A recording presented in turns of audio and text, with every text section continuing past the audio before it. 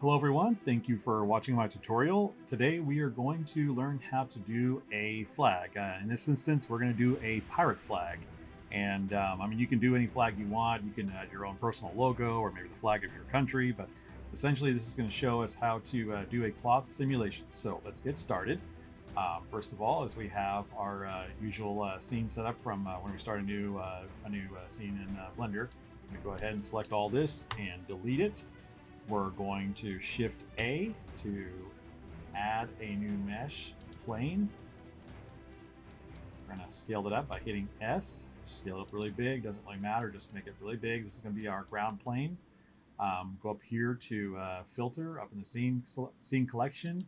Click on Filter, and we're going to turn on Selectable. Just click out of that.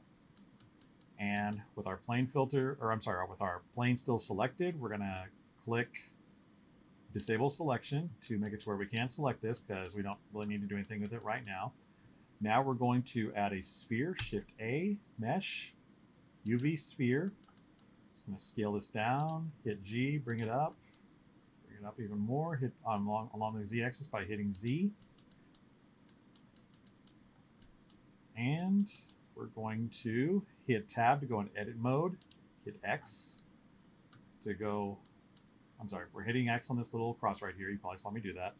We're going to hit 3 to go into face selection mode. We're going to hit Alt-Z to go into X-ray mode. We're going to select kind of just these bottom 3 levels of polygons. Hit E to extrude, Z to go along the Z axis. I'm sorry, hit Z again, have to hit twice.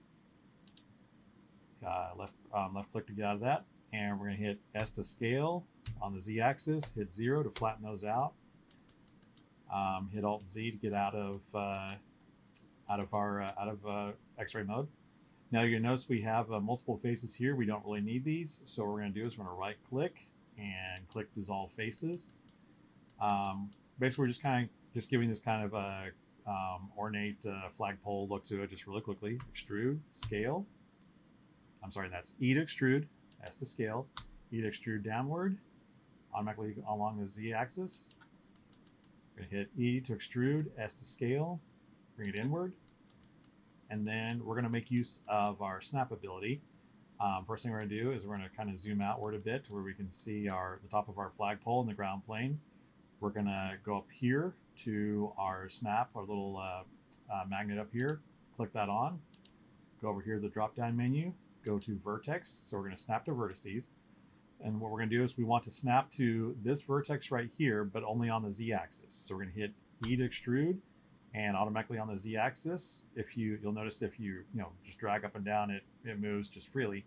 But if you go to this corner right here, automatically snaps to the Z-axis and is flush or flat with the plane here. All right, so that is our flagpole. We're going to hit Tab to get out of edit mode. We're going to go over here, and we're going to name sphere to flagpole, and we're going to name plane to ground, and we're going to turn off the flagpole as being selectable for right now. So as you see right now, if we try to select anything, it won't select it. Now we're going to add our actual flag, or what's going to become our flag. We're going to hit Shift A, Mesh, Plane. Got our plane right here. We're going to hit G to bring it upward, and that's along the Z axis. And we're going to click the X on our directional cross right here. And so we're looking straight down the X axis. If we hit R and then X, we're going to rotate this plane along the X axis. Kind of pan around a bit, hit G and Z down the Z axis, and G and X along the X axis. And you could have a square flag if you want to, but in this instance, we're going to do a rectangular one. So we're going to scale along the X axis and bring it outward a bit. We're going to hit G, move along the X-axis. Okay, so there is our flag. Beautiful, looks great. Now we need to subdivide this a bit. I'm going to do it manually, so I'm going to hit Tab. And we're going to do an edge loop, so we're going to hit Control R. And I'm going to roll my mouse wheel. And I'm going to give this guy probably 55 cuts. And along here, edge loop around here and roll it up to where we're getting about, let's say, 32 cuts. Because what it is we this thing is going to be flapping in the wind, and we want it to look nice and smooth. We may have to do a subdivision modifier here in a bit, but I just want to try and ensure that we have plenty of polygons to kind of just keep a nice smooth shape to it. Anyway, so now we have our flag set up, and so what we're going to do now is we're going to go over here to physics properties. We're going to click on this, and we're going to click cloth to apply that. And one thing we need to do before we do anything else is we need to hit Y on our cross right here, and we need to hit tab to go into edit mode, and hit 1 to go to vertices, and we're going to do Alt Z to go to X-ray mode. And what we need to do is we need to select these vertices here, anything that's sitting within the flagpole or kind of outside of it, and we're going to set this to a vertex group. So we're going to go over here to our object data properties right here, little triangle, and go to vertex groups, hit plus to add.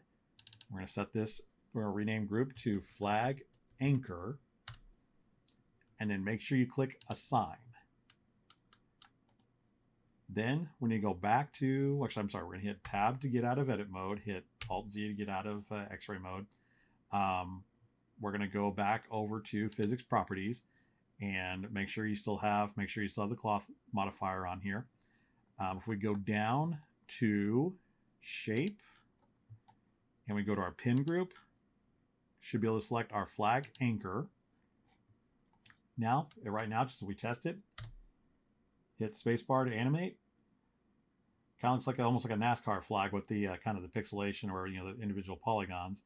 And one of the things you're going to notice is that the flag is actually cutting through the pole, and this is not the effect we want. I mean, that may be the effect you want, but for this tutorial, this is not the effect that I want to show you.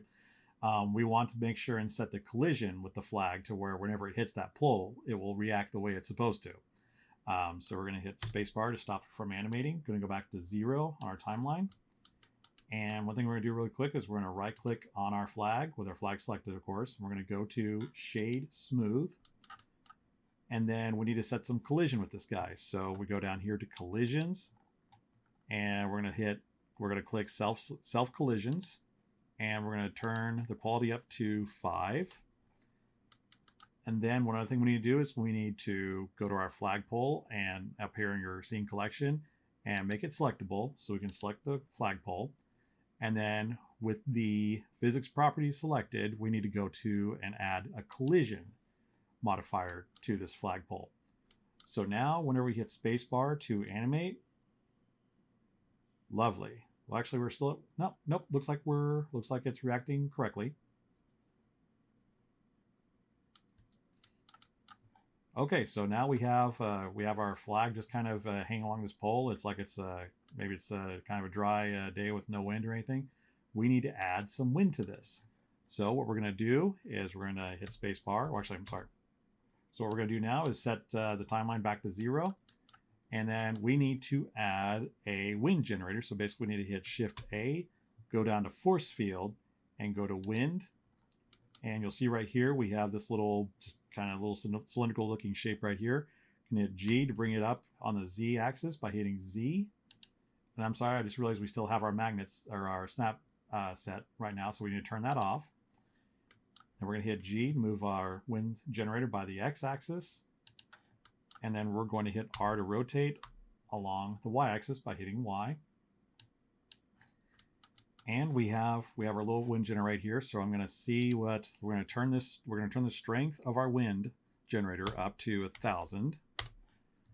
Let's see, we're getting a little bit, but we want this to be really flapping in the wind. I mean, right now we're getting a pretty good effect, but not quite the effect that I want.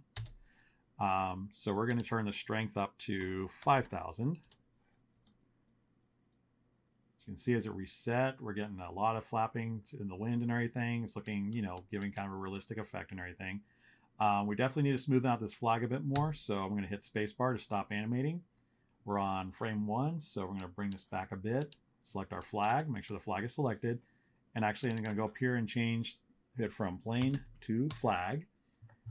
And over here in our physics properties for the flag, we're going to set our tension down to 3. So yeah, we're getting just more of a cloth-like effect to it, and looking pretty good so far. Oh yes, as I said, we're going to add a subdivision modifier. It's going to space bar to stop animating, and we're going to go over to our modifier properties, and we're going to add a modifier. We're going to go down to subdivision surface, and I'm just going to do 2. Let's see how that looks now.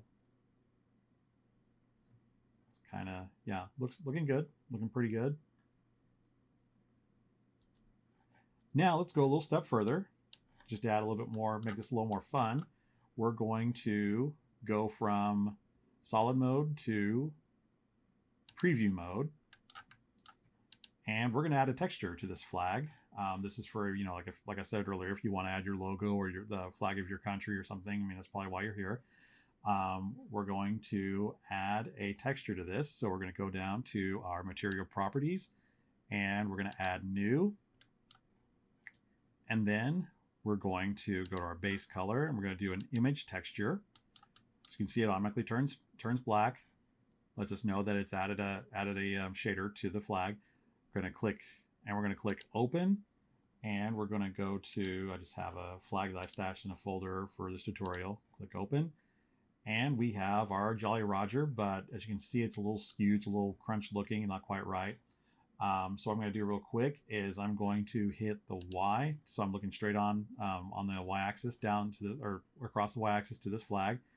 And I'm going to hit Tab to go into our edit mode. I'm going to select all my faces. We're in X-ray mode right now by hitting Alt-Z.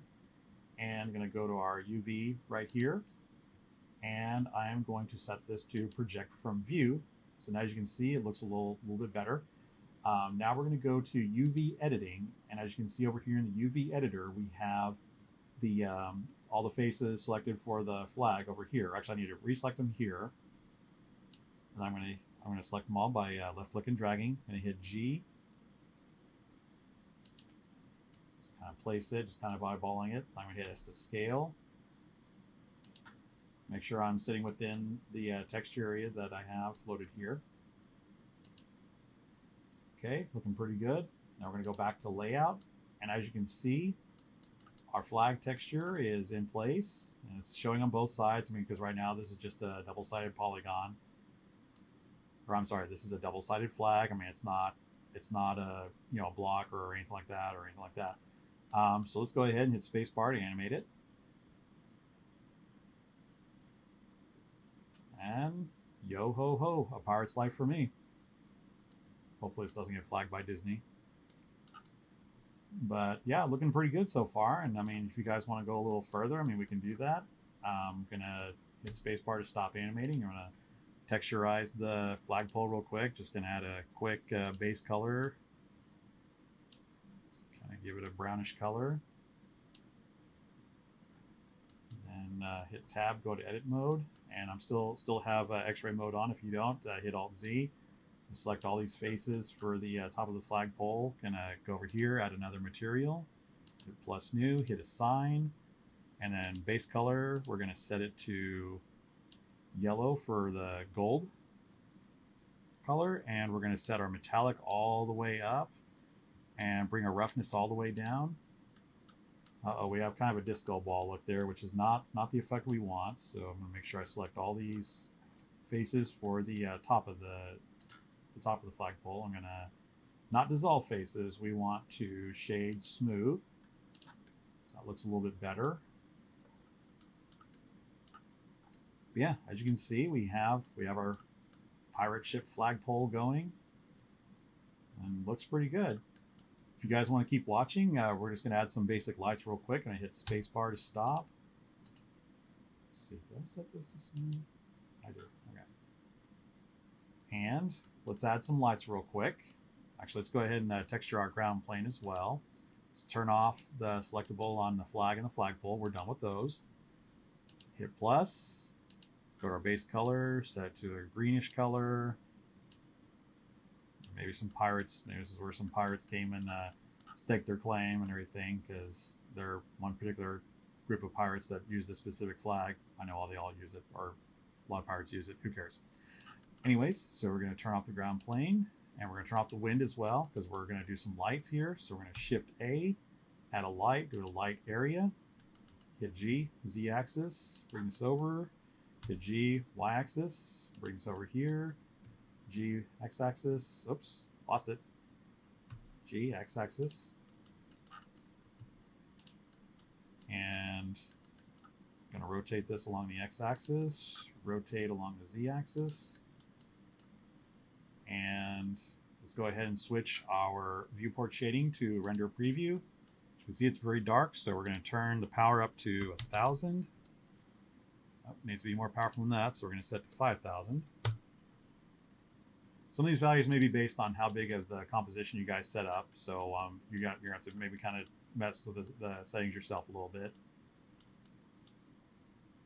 Actually, I'm going to set that to 800. Actually, no. I'm going to set that to 1500. And I'm going to set the color just a little different.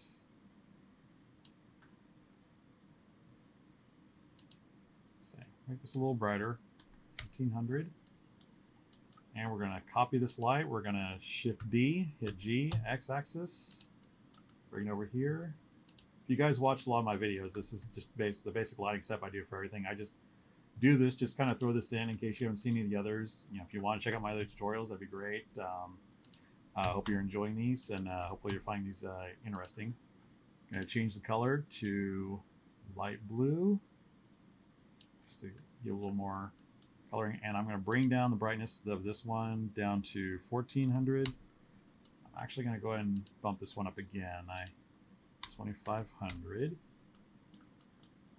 Now I'll select this one, Shift D, G, X axis or Y axis down here, and add the backlight, rotate, Z axis,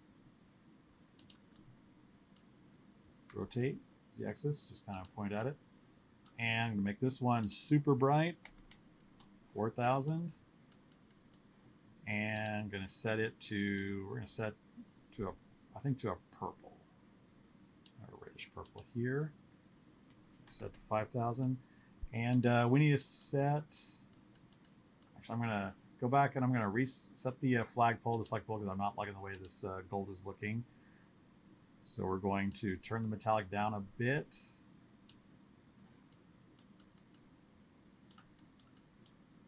Well, no, I'll leave that as is. Well, I'm going to turn the gold down a bit. Has more of a Lego look to it or something. I mean, that could be the effect you guys are going for. And let's see, what am I doing? Next thing I need to do is, I need to do my render settings. Okay, so now we're going to go over to render properties, and this is just the settings that I use a lot. Some of these may be dependent on what kind of machine you're running. Bloom, good. Depth of field, high quality, slight, let's see, jitter camera, subsurface scattering. Samples I'm going to leave as is. Screen space reflections, going to turn on refraction. Motion blur. Volumetrics, going to turn my tile size down to 2 pixels. And volumetric shadows on. I forgot I need to set some settings on my lights. Performance, high quality normals. Hair, this does not have any hair. Shadows, turn them up. Turn cube size up to 4096, cascade up to 4096, high bit depth, and indirect lighting. I'm going to leave all this as is because I'm not going to do any of that right now. And then I need to set some settings on my lights. So got my lights selected. I'm going to go over here to the light bulb, and I'm going to go to my shadows and turn on contact shadows. I'm going to do this on all 3 lights. Contact shadows, contact shadows. Contact shadows. This just helps define your shadows a bit better. And let's see what happens when I hit spacebar. Hopefully it doesn't crash. Nope, just a little jerky and everything. I'm going to do a render here and show you how the final render looks overall. Also, for rendering purposes, let's hit spacebar and stop, because you're going to want, if you want to render this out, you're going to need to add a camera. So we're going to hit Shift A, do camera. The camera automatically drops to where the 3D cursor is, so I want to place it a little differently. So I'm going to set my viewport basically where I want my camera. I'm going to go up to View, and we're going to go to Align View. We're going to we're going to do align active camera to view. So now my camera is set to my view. I need to change some settings on the camera. I'm going to go to object data properties. I'm going to change the focal length to 24.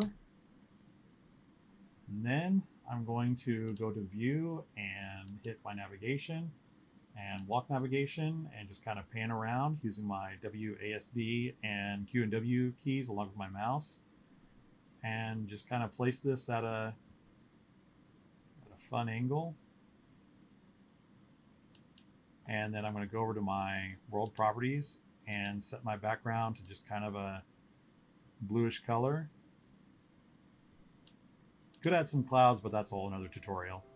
And hit spacebar, and as you can see, we have a flapping flag here in the wind, looking pretty good. Anyways, I hope you guys enjoyed the tutorial. If you did, be sure to hit like and subscribe. I'm going to be doing more Blender tutorials as time goes on. And if you feel like it, feel free to hit share as well. Share it with some of your friends, and I'll continue to keep making more tutorials as time goes on. Anyways, thanks guys. Have a great one.